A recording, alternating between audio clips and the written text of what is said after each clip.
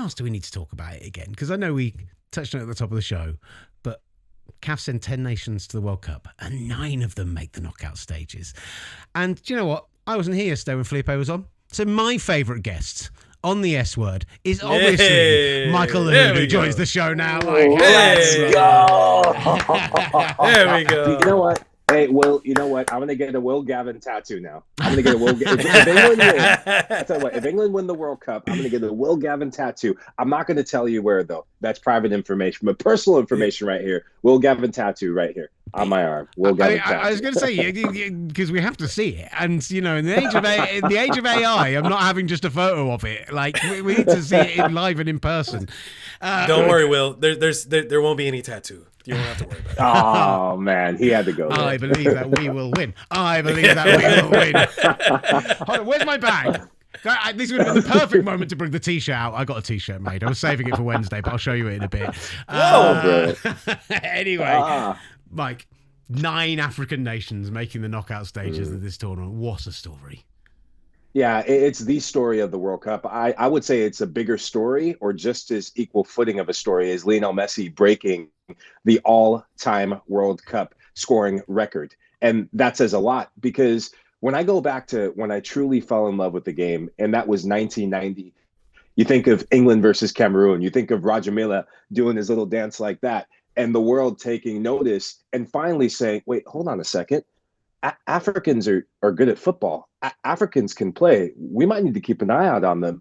And it wasn't a one-off. Nigeria, 1994. Senegal, 2002. Morocco, in what we just saw at the last World Cup. And I purposely skipped the Ghanaians because I have some family in Ghana that I'm upset with right now. So I need to make amends with them before I acknowledge Ghana in 2010 making the quarterfinal. Had it not been for Luis Suarez, then they probably had a great chance to make it to a semifinal before Morocco did. So this is the next evolution of where African football is heading. And it's about damn time. I know, Master, you're an advocate for this, but it's about damn time the rest of the world finally recognizes that when you give opportunity, Will, you give hope. When you give hope, you give access. And so what Africa has done, and I think a lot of teams learning from what Morocco started doing in 2015, by investing in infrastructure, by investing in grassroots programs, by investing in recruitment, it's closed the gap. And here we see it in the World Cup field, where 90%, 10 teams, 90% make it to the knockout round. This is, as a former player, as someone who represented a country in Africa, this is what I've always dreamt of. This is what I've always wanted for African football. What do you think this hope will do moving forward? There's still obviously 8 nations left in this tournament, so their journeys obviously will continue this incredible story of African football in this World Cup. But just the simple fact that people are highlighting this, which I know for people like yourself and me, it just has been so much of a struggle just even being able to have the platforms to talk about African football. How much of a joy has it been for you in this tournament, having the platforms to share your love for African football? And what is the hope moving forward of what this World Cup can do for the continent? Well, I look at countries like Cabo Verde, and I can relate more to the Cabo Verdes than I can to the Cote d'Ivoires, having played for Sierra Leone, because it's a 1 in a million shot that a Cabo Verde gets out of the group. They're the 1%ers, mind you. People gave them a 1% chance to get out of the group. And so that made me feel seen as a West African, as someone who comes from a small country, similar to Cabo Verde. But for me, it's changing the way we talk about African teams. I think that's where I get the most joy, coming on here, talking on the S word about my love for African football, and seeing people connect with African football in a new way. And everyone loves the underdog, or most people should if they have a heart. But a lot of people love the underdog. And so Cabo Verde capturing people's hearts is one thing. But when you look at teams in the different stages, you think of Morocco, the standards are changing, Master. And so I think that's what's going to grow African football even more, when the standard isn't just, can Egypt get out of the group? It's, well, Egypt should get out of the group. Can Morocco just get out of the group? We're now looking at the Morocco side that I personally think should be looking to beat the Netherlands. I think they're going to beat the Netherlands. I think they're a better team than the Dutch. And that might be unpopular opinion, but they'll look at this Dutch team and they won't fear them one bit. And so the standards are growing. You think Cote d'Ivoire, That's one of my dark horses for this tournament. And it's just good to see this sense of ambition amongst African teams, full stop, all around the World Cup. Hey, if you want to say the African nations doing this well is a bigger story than Leo Messi breaking the record, there'd be no way to prove that more than if Cabo Verde pulled off the ultimate upset, right? That would be the one. That would be the moment that the rest of the world would be nodding along and agreeing with you. I joke there. It'd be amazing if it does happen. That is the true underdog story. But how do you... This is a wonderful success getting to this point, right? What's that tail end success? How far does the furthest team go? How far do they need to go for it to be right? Amazing 9 got out of the groups, but also 1 reach semi-finals, 2 reach semi-finals. We got our first African team in a final. Where does that need to get to? Yeah, I think a repeat of the semifinal. And I think maybe even multiple teams getting to quarterfinals might be a bigger picture as the whole for African football. Teams like Morocco, okay, they've made some noise already in the group stage, their performance against Brazil. And I kid you, you're going to hear her first, second, third, or maybe 10th. But Morocco will beat the Netherlands. I think they're a better team. I think they will have more ambition. And I think that when you look at the team, there are 3 players that play for Morocco that were born in the Netherlands. So they're going to be fired up. And they're going to want to win this game significantly for their families in a sense of national pride. So I really look at that. I think a team like Cote d'Ivoire is one to look at, and maybe they can make that sort of run. We're already talking about Yan Diamandi and other players like Ahmad and Chris D'Elia. And so it's good to see a lot of these young players, a lot of these nations thinking not just, okay, we got here and we're happy, we're into the knockout round, but let's push our ambition further. So either one team do what Morocco did and get to another semifinal, or multiple teams, I'd say at least 2 getting to a quarterfinal. So if 2 teams got to a quarterfinal, Will, that would be a repeat of success for me for Africa. Wonderful. You're pretty bullish on this Moroccan side against Netherlands. I know a lot of people have them as their dark horse, but you're pretty set. You think Morocco's going to win? I really do. And I think the big thing is, can you keep a lid on the likes of Brian Brobbey?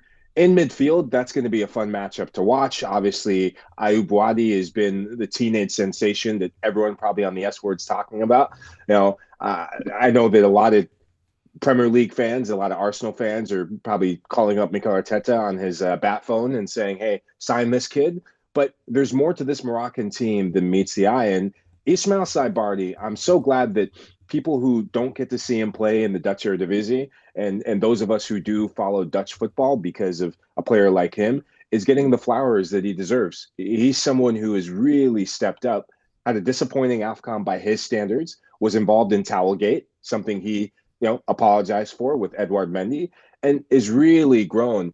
And I just think that a player like him taking responsibility in the attack, a player like Ayoub, El Kabi, who's been on the bench, who's one of the stars from Morocco, he'll have a big part to play. So they have a lot of different answers for different questions they're going to be asked in this game. So we've seen this Dutch side as well.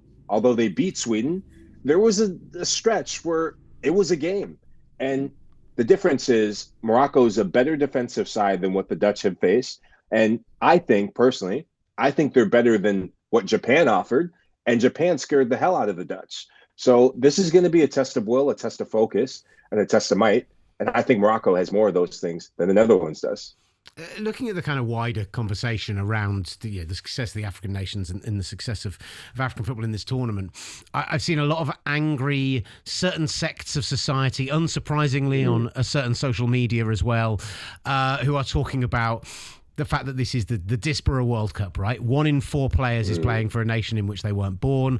There are 99 players born in France alone. I think 53 from Paris alone. Obviously, a huge number of that is around the fact that, the African colonizing and kind of the history there, and the France did some regrettable things in the past, and that's maybe why that's happened. And maybe you should learn history if you're going to complain about it. But a lot of European countries can say the same thing. Yeah. Trust me. Yeah. Trust me. I'm fully aware that me being the one that's talking about this is horrendous irony in this situation.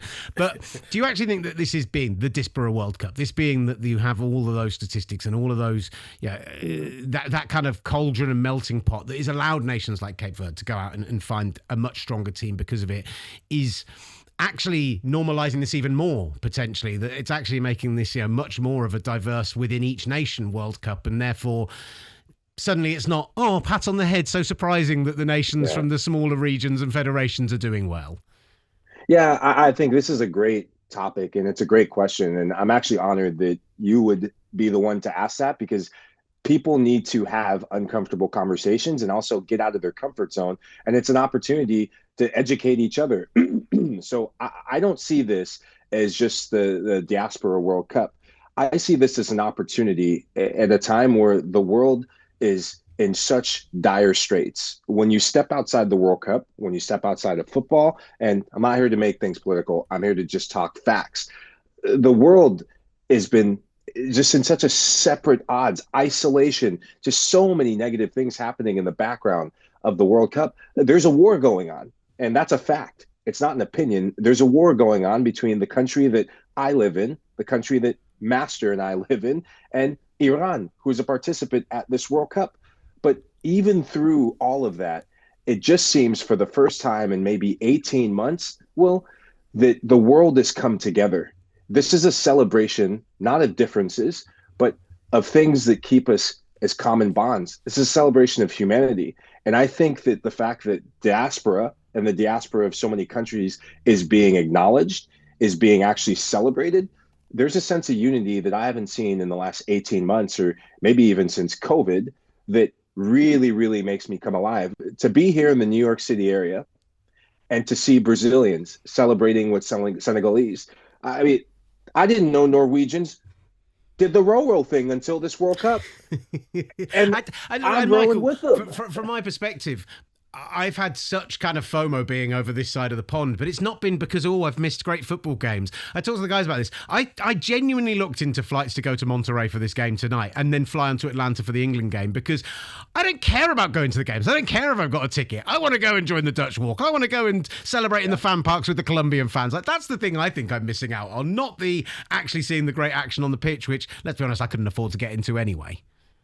Yeah, no, that's what, for me, that's what makes a World Cup truly special. Yes, you celebrate what's happening on the pitch, but you celebrate the love of the game that we all have that's happening all around the world. The fans. Master, you got to go to a game, and when you were sending me photos and videos, I was feeling that same FOMO you were feeling, Will, and maybe a little burn in my tummy for some tequila. I know it's really damn good in Mexico, but I was feeling that because you really, really saw the love of the game happening south of the border here. You're seeing the love of the game happening in my backyard in New York City. You're seeing it in Los Angeles, where I didn't know the Hollywood stars cared about football, and here they are.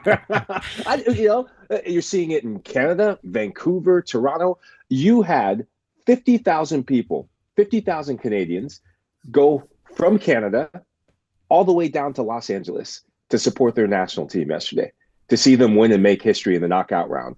Canada's a hockey country for now. Not thanks to our new favourite, Master Jesse Marsh, of course. Mike, brilliant stuff. We have run out of time. Appreciate you, Mike. Can have this conversation with you for the next 2 hours quite happily, and maybe that's what we need to do after the World Cup. But thank you so much, sir. Really appreciate it. talkSPORT presents The S Word. Listen again and subscribe wherever you get your podcasts and on the S Word YouTube channel.